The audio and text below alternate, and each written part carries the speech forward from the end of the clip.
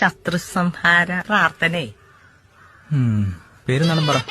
അതിപ്പോ ഒരെണ്ണത്തിന് എത്ര ശത്രുക്കൾ തീരും? ശത്രു ആണോ പെണ്ണോ? പെണ്ണ് പെണ്ണ്. ആണാണെങ്കിൽ ഒറ്റ വഴിപാടിൽ 9 വരെ തീരും. പെണ്ണാണെങ്കിൽ 1 തീരൂ. എന്നാ ഒരു 2. ഒന്ന് ജിജി, ഒന്ന് അനുപമ. ആദ്യത്തേതിനെ ശരി. നമസ്കാരം, ഞാൻ ഈ സ്ഥല എസ് ഐ ആണേ. അതെന്താ ബാക്കിയുള്ള എസ് ഐമാർക്കൊന്നും സ്ഥലമില്ലേ?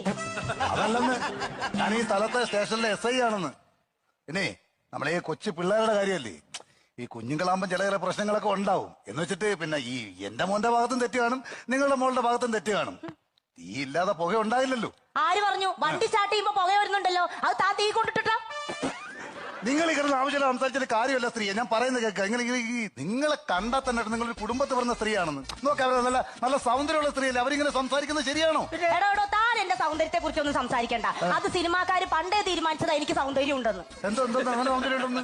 എന്നെ സിനിമയിൽ വിളിച്ചിരുന്നു. എന്നിട്ട് നിങ്ങൾ പോയില്ലേ? ഇല്ല, ചെറിയ റോളിന് ഞാൻ പോവാറില്ല.